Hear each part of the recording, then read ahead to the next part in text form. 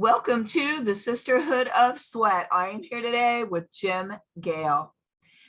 At age 19, Jim first learned about the power of writing his goals. From the practice of inspired visioning, he became a four-time All-American and national champion wrestler. After college, he moved to Hawaii, backpacked through 37 countries, lived with the Maasai, explored cultures, and searched for his next inspired vision. He wrote his goals again at age 29, which included being retired in 3 years. Jim went on to create a mortgage company that reached $1.3 billion in sales in 3 years, leading him to early retirement and the achievement of another life goal. He bought a boat, lived on the ocean for a year, and then moved to Costa Rica to build eco villages where he discovered permaculture. It changed his life. He realized he needed to bring it to every household in the world. The idea whose time had come became food forest abundance. Jim speaks about sovereignty, entrepreneurship, mindset, and freedom. And today we really dove into writing your goals, speaking them out, visualizing them, feeling them, and achieving your wildest dreams, and how it's an energy when you put your vision out into the universe. We talked about not letting vampires in your house or in your life that suck your energy, demean your ideas, and how to look for the good, becoming aware of the culture that we live in, and learning how to create your own abundance and have a food forest, if you so please. He created this whole idea about being able to exist in your own ecosystem, so to speak, and building a food forest even in your backyard that is abundant with, all types of foods that are healing and that are organic without all of the pesticides and the sprays and things like that. He was full of so many quotes today. This was such an energetic meeting of the minds. I think you'll really enjoy this. And just listening about his life was fantastic and interesting. Don't we all want to live on the ocean for a year in a boat? I mean, haven't you ever thought about it? I just love seeing people's dreams come to life. Without further ado, we're going to dive into this episode with Jim Gale. I'm so excited to welcome Jim Gale to the show today. Welcome. Well, thank you, Linda. It's a pleasure to be here. I'm very excited to chat with you and your audience about the most logical way to use our time and our resources. And so thank you for having me. Oh, yeah, 100%. I've been sitting here going over some of the things that you've done in your life, and that alone is interesting. Can you fill the audience in on your backstory before you ever dove into doing food forest? Yes, absolutely. So I grew up in Minnesota. They call me Nature Boy, and I loved nature my whole life. And then I moved after college. Well, I guess this is relevant. I wrote my goals for the first time in college because my college wrestling coach told everybody, you have to write your goals. And Dr. Gary Rushing, he changed my life by doing this. I didn't want to at first because I looked at it as homework and I just thought it was a waste of time. It ended up being the most important thing I've ever done with a pen and a paper, and really with my mind. And I started writing, and I had failed pretty significantly relative to where I wanted to be the 2 previous years. And so when I wrote that I wanted to be a 4-time All-American and national champion, everybody laughed at me. Like that was impossible. It wasn't possible for somebody of my caliber of wrestling. Well, I ended up being a 4-time All-American and national champ and inducted into the National Hall of Fame. And I was elected captain a month after I wrote my goals, because the person who left the wrestling room on a Friday night and the person who came back to the wrestling room on a Monday morning after writing my goals were two different people. And so what I'm suggesting for everybody listening is to imagine and then to write down a compelling future for yourself. Whatever you can conceive and believe, you can achieve. And this is what Napoleon Hill deduced after he studied the most successful people in the history of our society. He studied them intensely, and he wrote a book called Think and Grow Rich, which is one of the fundamental books for entrepreneurs and people who want to achieve things. And so I suggest everybody start today with writing down, what do you want your life to look like in 6 months, in 2 years, in 5 years? And like I do my 102 birthday, I'm at Golf Landing. I'm 52 now. So in 50 years, I have a vision that inspires me to action every day. So after that, I traveled, lived with the Maasai in Africa, and lived in Hawaii for 4 years, and Costa Rica for 12 years. And in Costa Rica, that's where I learned permaculture, which is an agricultural design science, which stands for permanent culture. And that's when I red pilled, I learned permaculture, and I had my first 2 daughters. And so I started looking at the world through a more long-term perspective and asking new questions like, what's the world going to be like in 5 years, 10 years, 20, 30, 40, 50 years? And I went through the rabbit hole. I went through this period of cognitive dissonance. I had sold a mortgage company that did about $1.3 billion in total revenue a couple of years before that. So I had time, and I studied the problem for 12 hours a day. Now, a lot of folks out there listening are going through this process now. You're starting to wake up to what's actually happening in the world. This isn't a random set of circumstances. This is a strategy that is meant to enslave humanity and to depopulate. So that's the problem. And when you first realize that, right, which is the apocalypse, which means to unveil or lifting the veil, when you first see that, it becomes stressful. Well, the best thing to do when you're having that stress, and I'll shut up for a second, but is to settle inside your body, to inner stand, and to meditate, and to breathe, and to relax your mind, and then write your vision, and then take steps towards your vision. And that's what we can talk about here the rest of the time with you. I love what you said, because it's just so true. It's getting clarity, writing out what you want, but I think also speaking it out, asking for what you want. And it's so crazy how fast it can appear, so much that it could freak you out. Yeah. Yeah. Right. But in a good way, At the beginning of the year, I said, I want to be sexy at 60 on the cover of a magazine. And then the opportunity appeared. And then now just 2 days ago, I shot for that cover, which will come out when I'm 60. Wow. And like all this time, I've always wanted to do that, but I just like spoke it out, said it, wrote it down, and it happened. And all of you that have been listening to the podcast know that, because I did it on an episode. I just said, our dreams are not canceled. God is in charge. And started dreaming about some things, writing out things I wanted to do that I had never done.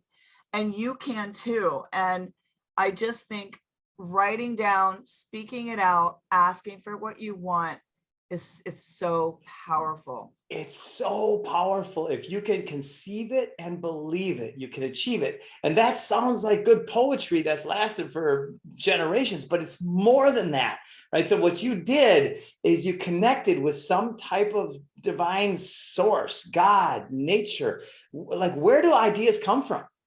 Right? Well, first of all, an idea will not enter your psychology if you have a thought here and a thought here. And if the thoughts are cranking around in your head, if you're going through thought circles and tornadoes in your head where your mind is programmed and insane, you can't get a new idea. If you're feeling fear or shame or humiliation or rage, you cannot get a new idea, right? So that's why it's so important to allow your mind to relax and to feel then. And as soon as your mind relaxes, then all of a sudden we get magical downloads from source, right? That's, to me, is so amazing.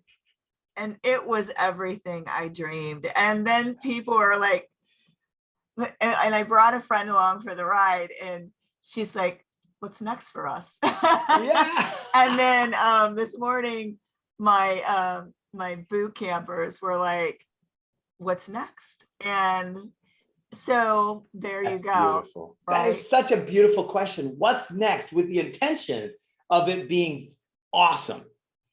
Yes, 100%.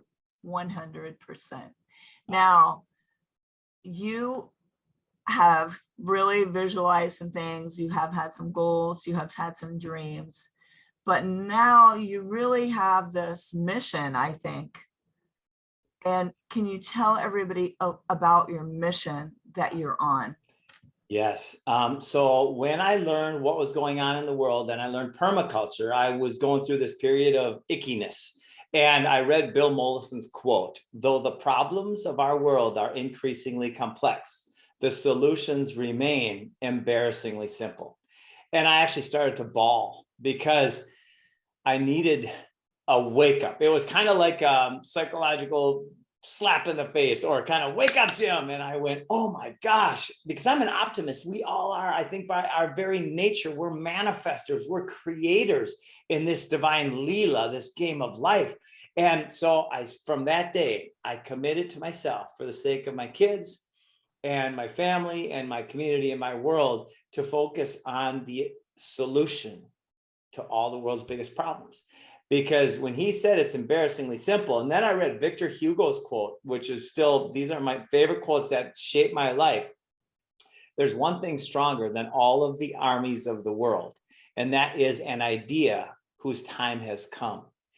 And now Victor Hugo did not say a new idea. He said an idea whose time has come. Now here's the fun part. I am a very spiritual person. I am not a religious person. So, but as a spiritual person and looking at the great spiritual texts, there's an idea out there that everybody listening has heard of. And not only have you heard of it, but you could describe it in glorious detail. You can imagine you're in this place and your spirit is uplifted, right? It's called the Garden of Eden. Now, the Garden of Eden is not a utopian fantasy. It's how we should live. It's the next logical step for humanity. When we turn 50% of the 40 million acres of lawn in the United States alone into regenerative edible landscapes, or what we like to call food forests, we reverse mass extinction, we reverse deforestation, we reverse cancer, diabetes, and heart disease trends, we end world hunger, and we take out the foundation of tyranny and replace it with freedom.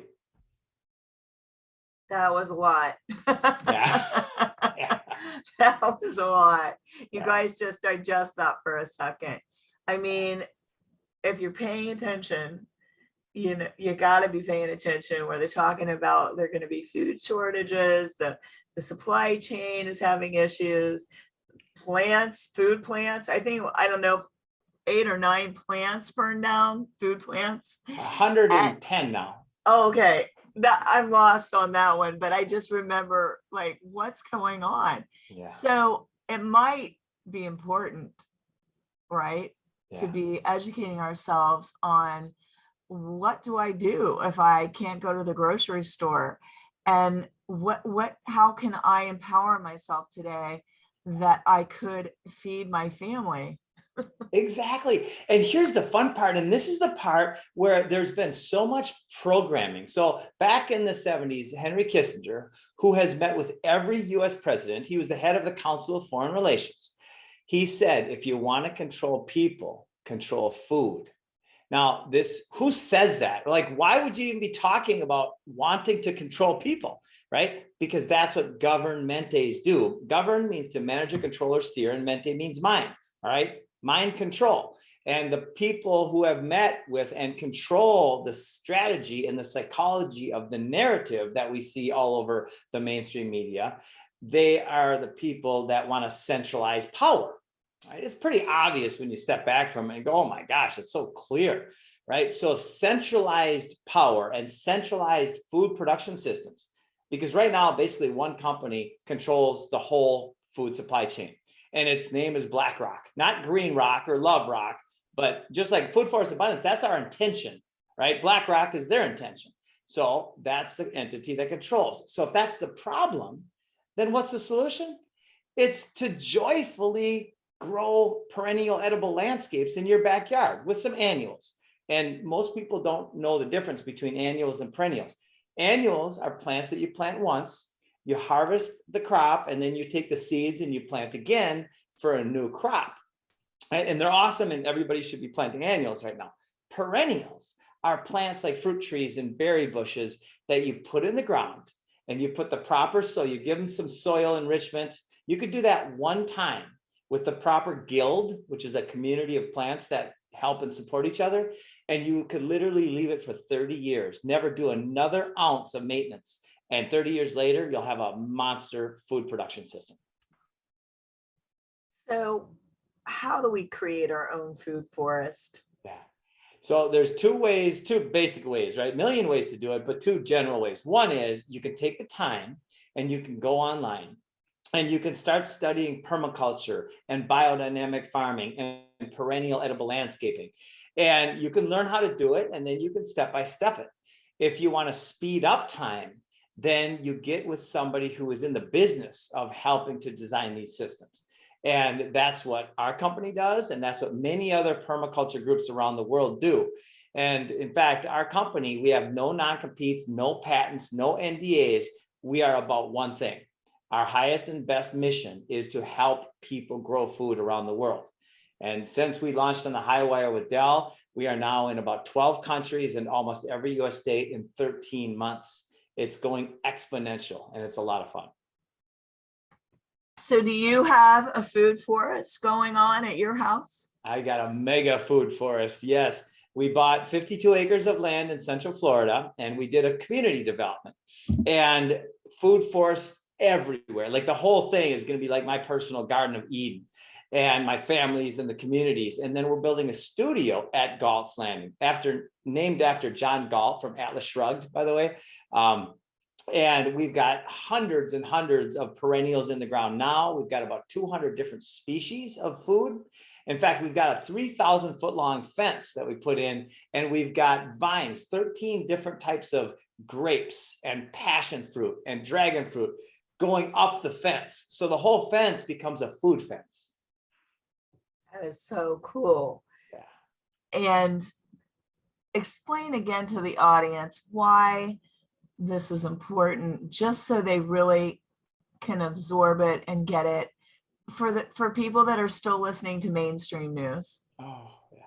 So first of all, about 100 years ago, JP Morgan and his crew commissioned a report to find the most influential newspapers and media outlets in the United States. And they bought 75 of them, the top 75. They bought them to control the narrative. That's why we don't listen to the mainstream news. And then the question was, what was the original question? Was just for people that are listening to mainstream news that don't really understand why we're saying they need to, perhaps not listen to mainstream news, but also to grow their own, know how to grow their own food. So here's where it comes home for me. When you have a food forest in your backyard and you can walk outside and you get vine ripened peaches and plums and pears and avocados, and depending on your zone, there are literally infinite types of food, right? Raspberries and blueberries and blackberries and boysenberries and elderberries. My favorite. Me too, right? And then roots and tubers, gingers and turmerics and sweet potatoes and potatoes. And there's a food forest is a 7-layered system with roots and tubers underground, your herbaceous layer, a lot of mushrooms at this layer, excuse me, and then your shorter shrubs and your taller shrubs and your shorter fruit trees and your taller fruit trees. When you have a system like this in your yard, it will save you a lot of money. It will give you better food. it will radically reduce your family's odds of getting cancer, heart disease, and diabetes. Now, if that were the only reason, that would be a fantastic reason. It will bring you joy. It will provide habitat for birds and bees and butterflies. It is like a system that you want to go sit in. You want to stand there. You just want to feel the energy as it's all around you, the bird song and the colors and the smells, and the experience of a food forest is fantastic. When you experience one, then you want one because it just feels that good. And so where do they go to find this information about how to build their own? So all over online. If you want to DIY one, like I said, you could start slow and you could go on YouTube and you could put permaculture food forests in my area. Or if you want to speed up time, you could get a hold of us. We're at foodforestabundance.com. And that's what we do. We've got 45 professional food forest designers who make a living by helping design people's yards to be productive. And I'll tell you, it's the most ethical and wonderful group of people I've ever worked with. And also, and this is really important, if anybody out there listening wants to be in the business of helping their communities grow food, we have an incredible support system, a team. We call it a cooperative. We're the fastest growing cooperative that I know of in the world right now, cooperating to help each other grow food. And it's an inspired and empowering community to be involved with. So if anybody wants to be in this business, get a hold of us for sure. I love that. That's so great. Now, are you mostly plant-based, or are you a carnivore too? We are, so in a food forest is a diverse ecosystem. So when you have to have an apex predator of an ecosystem, otherwise some animals will get radically out of control. Right? That's why when they reintroduced the wolves into Yellowstone, they literally changed the course of the rivers. Like, wait a minute, how could wolves change the course of the rivers?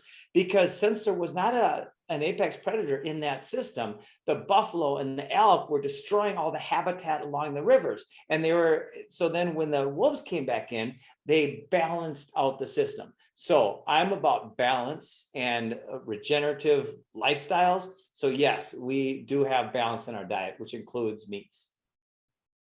I find it so interesting just listening to you talking about the animals changing the water supply and the way that everything's going. And I read about your life here. I mean, you lived on the ocean for a year in your boat. Tell me about that. Yeah, that was such an interesting time. So when I was 29, I was living in Surfers Paradise, Australia with a backpack without, just by myself. I just got a backpack and went there. And I went to Bond University every day. And I was basically broke. I had a little bit of money, enough to, travel on a backpacker's type budget.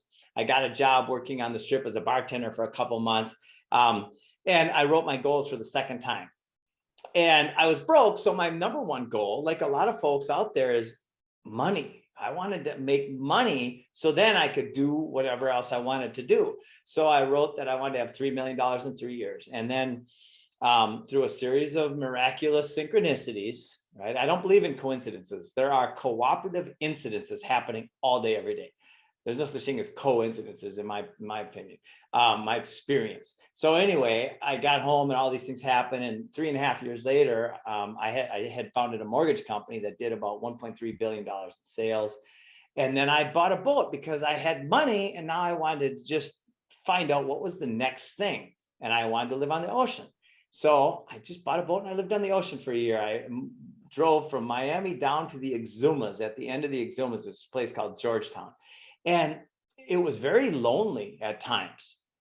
There was not much around, but it was a good time to interflect and to really go deep and say, what's next? And then I found Costa Rica, and that's when I learned permaculture.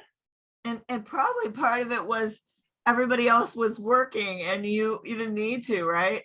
Right, exactly. Now, did you get bored?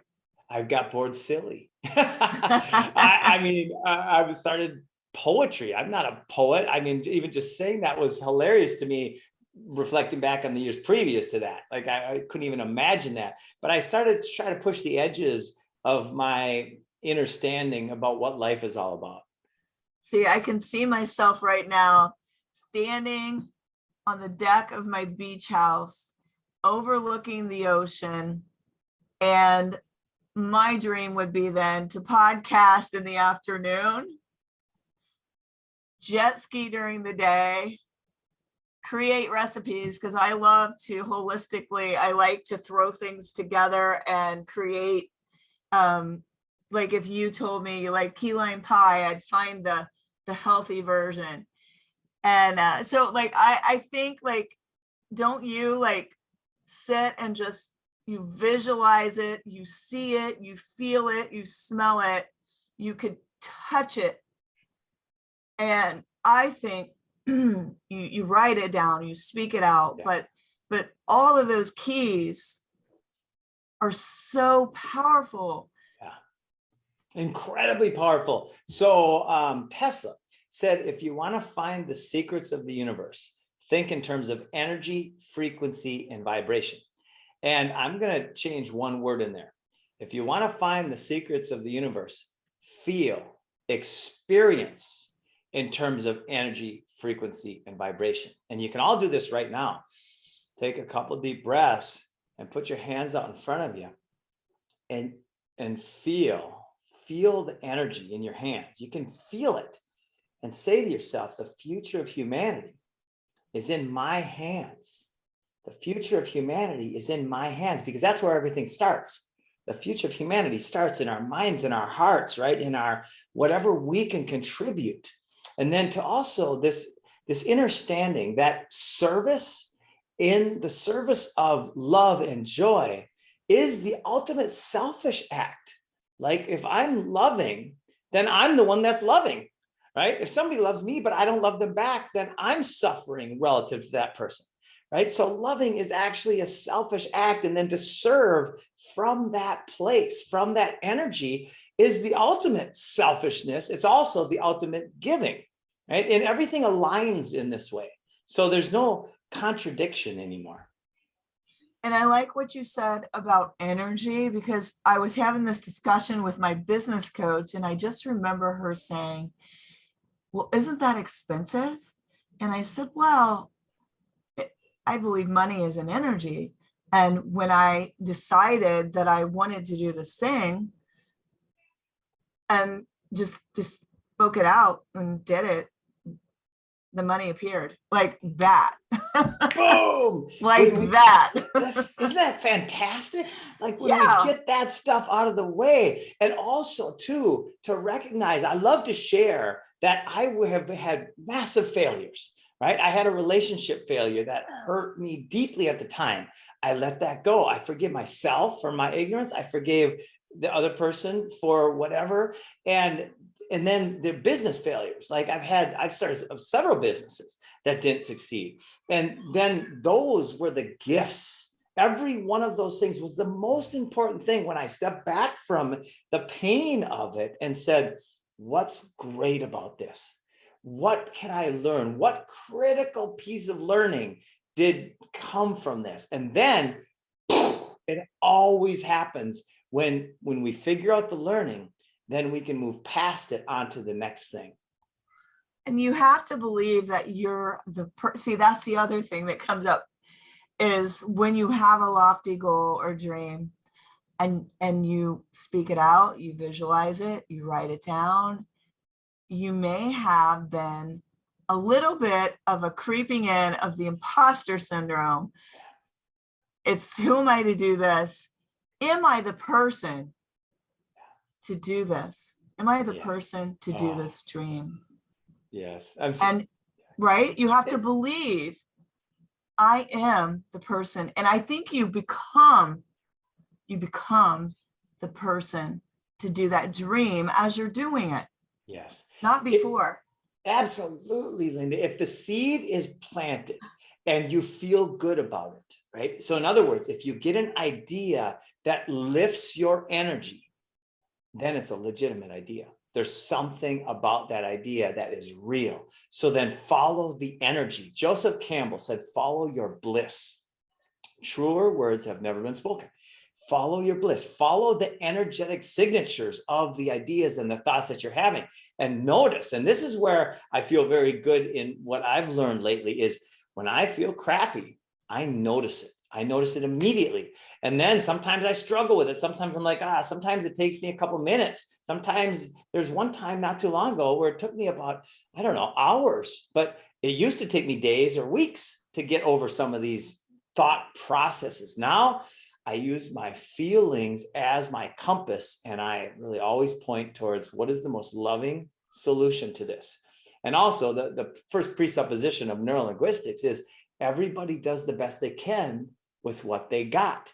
It's impossible for somebody not to do what they believe is the best thing to do in a particular circumstance. So that helped me not judge people for their actions. I mean, yes, there are some actions that are horrible and that need to be ended, right? But I don't judge and feel bad about the person anymore. I don't be like, how could you do that? That's a silly question. They could do that because that's the best option they had, right? So then my joyful obsession is to help lift up the options for people, to give more choices. And that's where this food forest conversation that solves all of the world's biggest problems, when people hear that, and then they maybe start studying it and find out that it's true, this is how we change the world. And I think it's like that, like when you have an idea and it's true, like it's true blue, there is an energy to it when you start exploring it and you start doing it.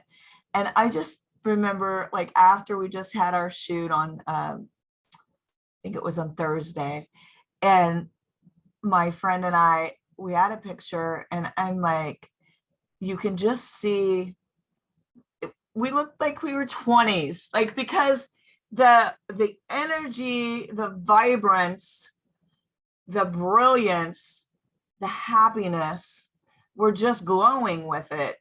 And I just think that when you're truly going after your dreams like that, you're going to have experiences where you feel that, electricity that is unexplainable.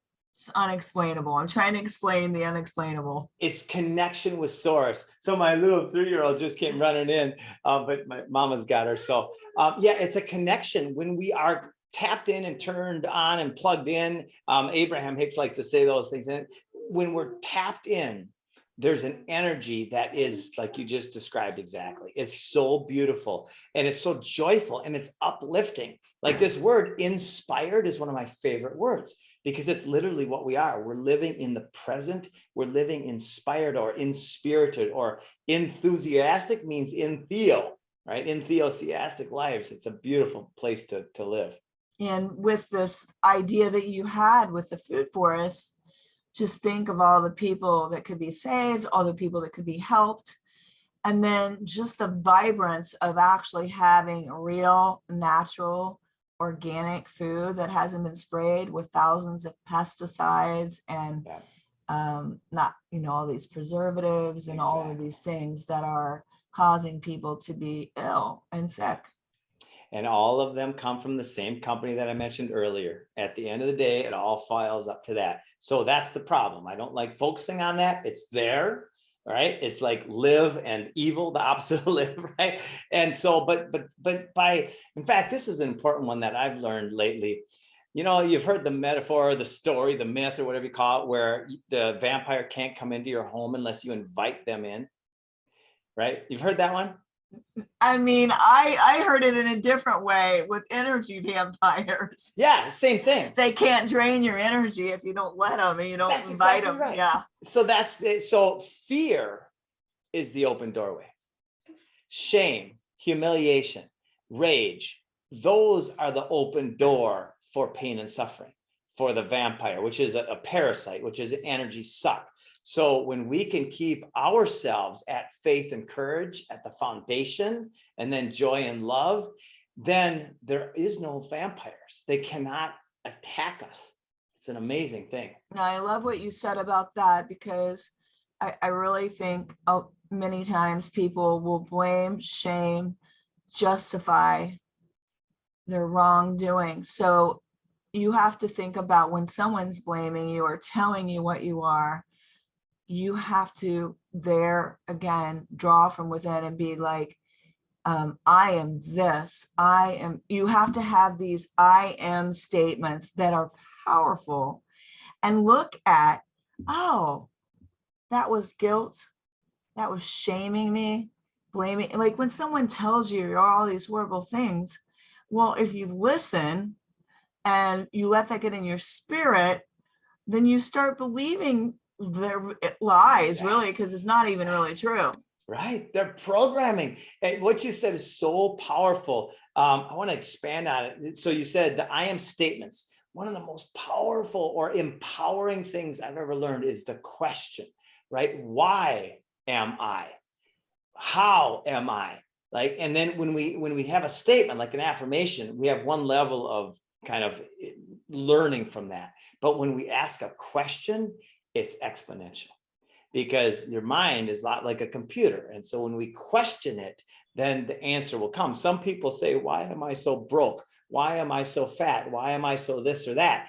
Well, when you ask that kind of question, it's the majorly disempowering question, right? If you're broke or fat or anything like that, say, why am I so vibrant today? Why am I so abundant today? When you have a statement, an affirmation, I'm so abundant today, and you're broke, that just doesn't sink in. But when you say, what's so abundant about my life right now? And then you come to the present. Changes your focus. Yes. And then you'd be like, oh my gosh, I'm sitting here and I'm breathing. I'm, Right.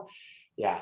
It's all about changing your focus, because like my dad would always say, we'd be coming to him with like a problem or something, and he would say, well, there's so many good things to think upon. Like, in other words, there's always this negative, but there's always this positive. And so if you change your focus to the positive, your whole world changes, like to the gratitude, to the, you are changing what you're attracting to. That is so right. Like that one thing, if people just took that one thing that you just said away from this call, it would be a life changer, right? Yeah. Ask the question, what is good about this? And and look for abundance, because then you raise your, it's a vibrational shift. Right. Because there's good in everyone. And sometimes they are showing you the bad, and it's hard to see past that.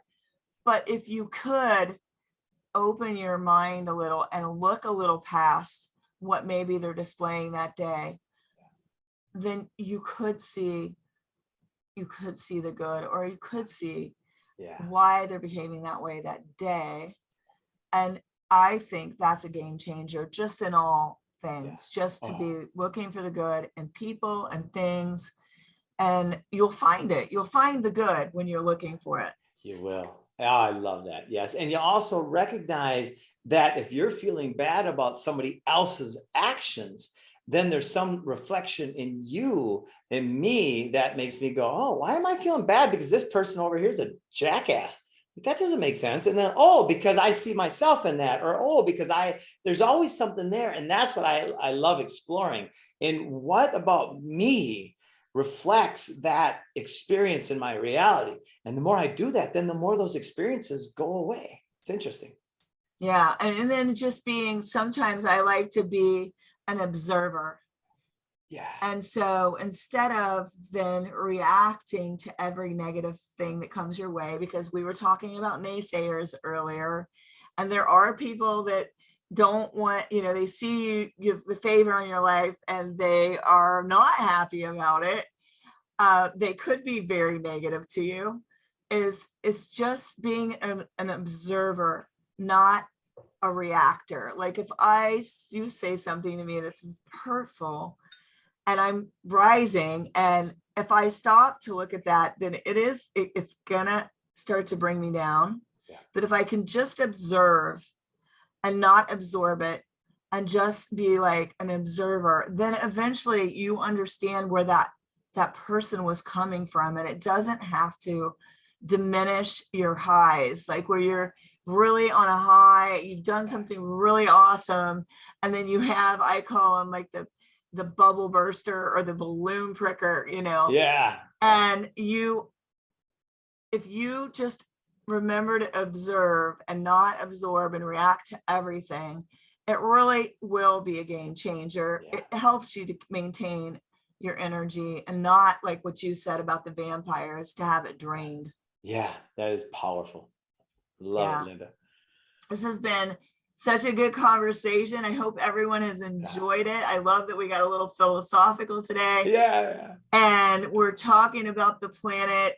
I do have to say, my son is a cinematographer, so he did this movie called 8 Billion Angels, and it is about depopulation. So I'm watching it, and my brother says, he says, well, your third child shot that movie. There you go. Because they only wanted you to have like one or something, like, Yeah. not very many children in the movie. And I had to laugh because even the person that paid for the movie had 4 kids. So Wow. we're like, goodness. But so it's just interesting. It is. And I'd like to jump in on one thing about that. The depopulation, or this population problem, is a complete BS myth. There could be 20 billion people on this planet if we simply used our resources wisely. And I'm talking about wisely, not turning us all into farmers. We don't all want to be farmers, but simply putting edible regenerative landscapes and using local energy sources and local food sources, and using the cyclical nature of nature, of source, of God. When we simply use our resources in that way, there's really no limit to the amount of people we can have. And the people who are promoting that, well, they come from the people who produce the poisons and the death of our society. So turn away from that towards loving yourself and our nature and our land, and we overcome this amazing situation. You're kind of like, well, I don't want to depopulate, but did you want to? Since you want to depopulate, why don't you depopulate yourself? Yeah, No, exactly. Start at home with your own self, and then we'll figure out for ourselves. But I'm just being a little facetious, but you guys got my drift. Well, I've really enjoyed this today, and you were so great. I love all that I love all the quotes that you brought. We'll make sure to put all of your information about the food forest in the show notes. What would you like to leave with the audience today, and where can they find you on social media? All right, so we're all over. It's Food Forest Abundance. And if you want to design for your own yard, then get a hold of us. If you want to be in the business of helping your community be prepared, then get a hold of us.